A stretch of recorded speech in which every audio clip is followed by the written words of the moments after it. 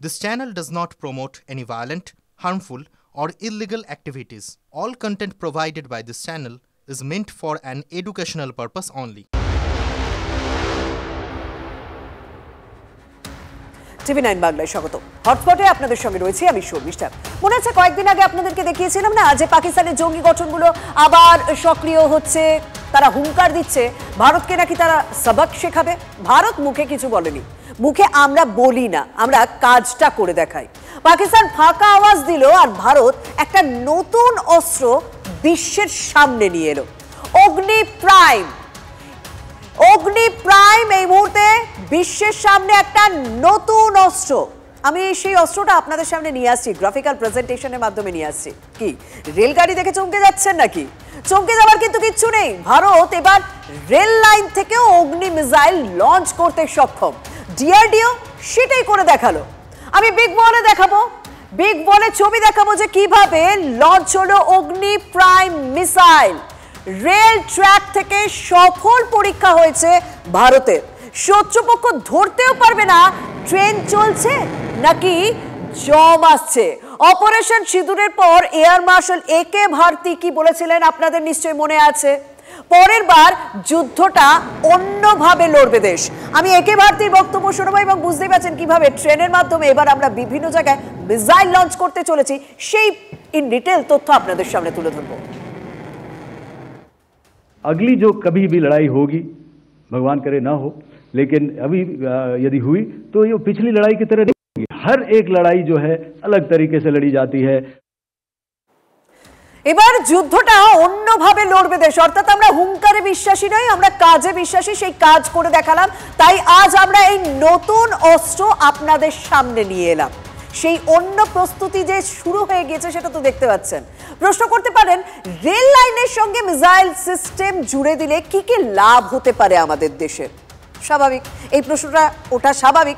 সেটা বুঝতে গেলে কিন্তু বিগ বলে একটা ছবি আপনাদের দেখাবো, কারণ আমাদের দেশের রেল ম্যাপটা আপনাদের সামনে তুলে ধরবো। বুঝতে পারছেন, উত্তর থেকে দক্ষিণ একেবারে যে লাল মার্কগুলো আছে না, সেগুলো হচ্ছে আমাদের রেল ম্যাপ। এটা ভারতের রেল মানচিত্র। উত্তর থেকে দক্ষিণ রেল পথে ভারত জুড়ে গিয়েছে, বিশ্বের চতুর্থ বৃহত্তম রেল নেটওয়ার্ক।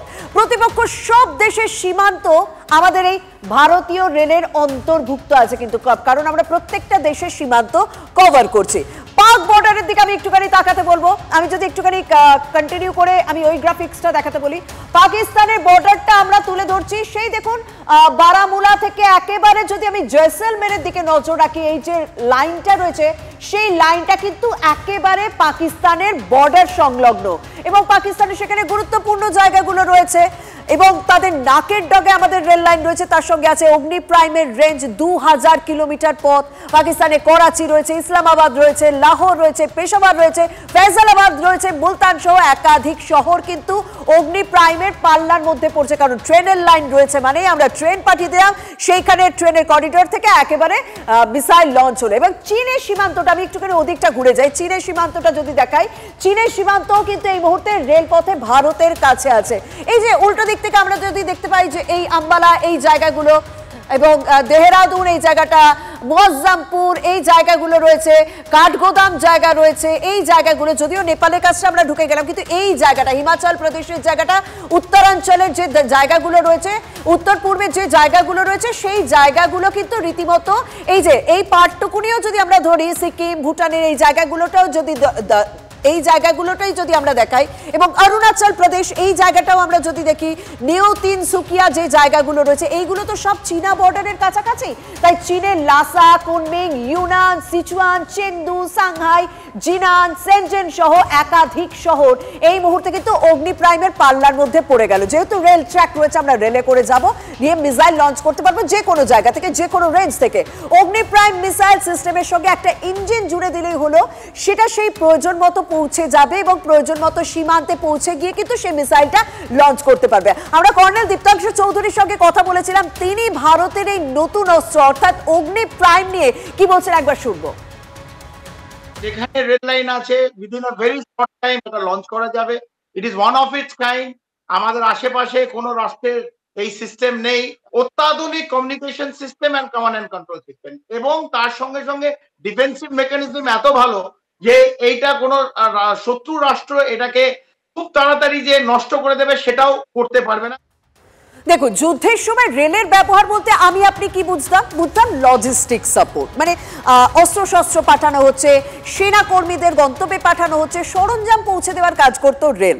আমরা সবাই সেটাই দেখেছি। এবার কিন্তু আর সরঞ্জাম নয়, বুঝতে পারছেন, গোটা মিসাইল সিস্টেমটাই ট্রেনের লাইন ধরে পৌঁছে যাবে।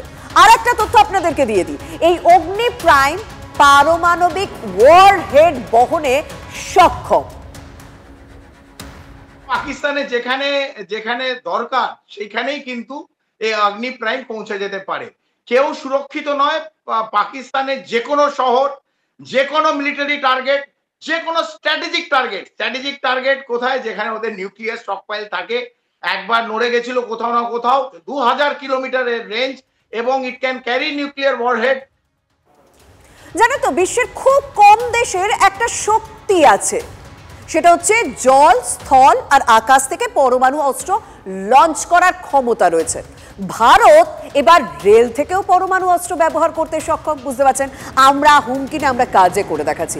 আর এই সমস্ত কাজ কবে থেকে করা স্টার্ট হয়েছে? অপারেশন সিঁদুরের পর থেকে আমরা অন্যরকম ভাবে যুদ্ধের কথা ভাবতে শুরু করেছি। সেই অপারেশন সিঁদুর, যেটা পেহেলগাঁও জঙ্গি হামলার মোক্ষম জবাব ভারতীয় সেনার।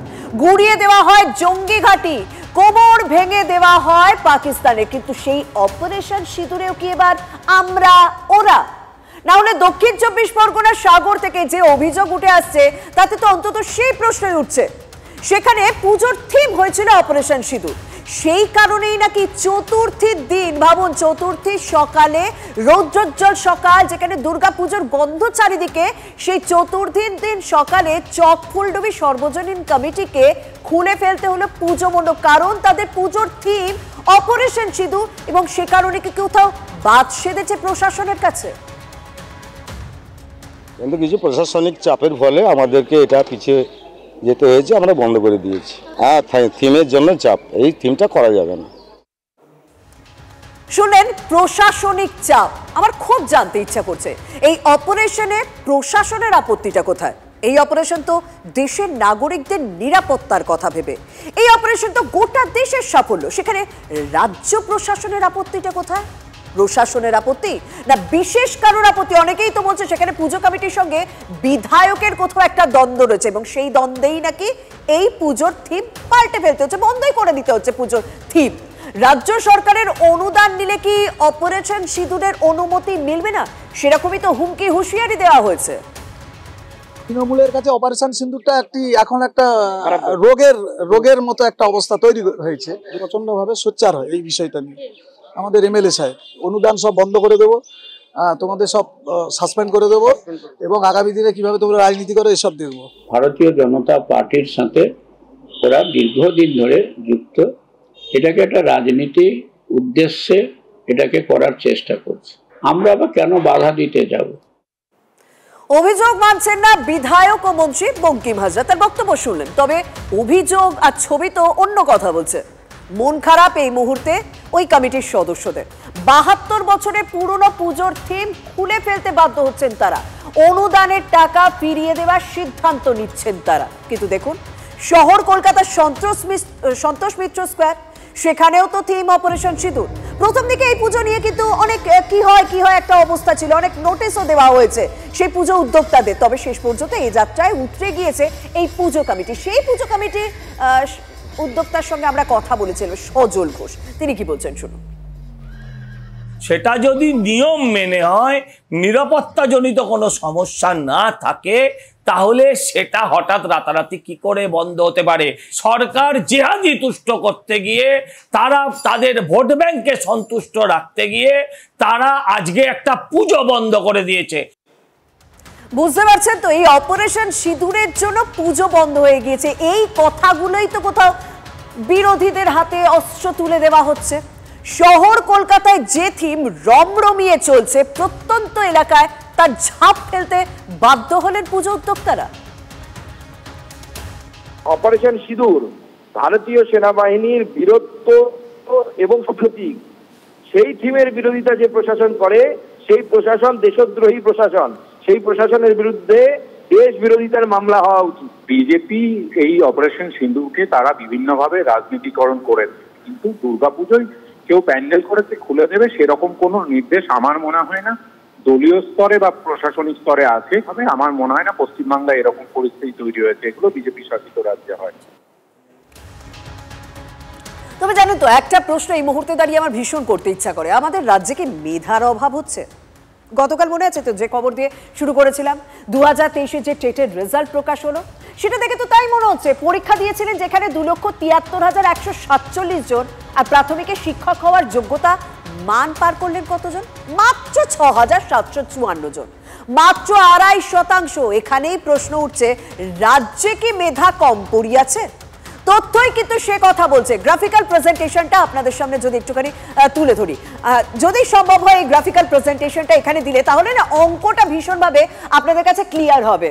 আমরা দেখতে পাচ্ছি 2022-এ টেট পাস করেছিলেন 1,54,000 প্রার্থী, পাস করেছিলেন 1,54,000 প্রার্থী 2022-এ।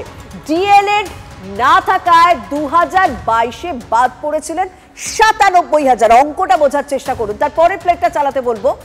2023-এ সফল প্রার্থী মাত্র 6,754 জন। ভাবুন, যেখানে প্রায় 1.5 লাখ পাস করেছে 2022-এ, 2023-এ এসে মাত্র 6,754 জন। পরে প্লেট যদি থাকে সেটা একটুখানি চালাতে বলবো। তার মানে বুঝতে পারছেন অঙ্কটা কোথায়? মানে 1 লক্ষ, মানে 1.5 লক্ষ প্রার্থী 2022-এ যদি পাশ করে, 2023-এ 6,754, এই অঙ্কটা এতটা কমে গেল কেন? মাত্র 2.5% কেন পাশ করলেন? এটাই সব থেকে বড় প্রশ্ন হয়ে দাঁড়িয়েছে।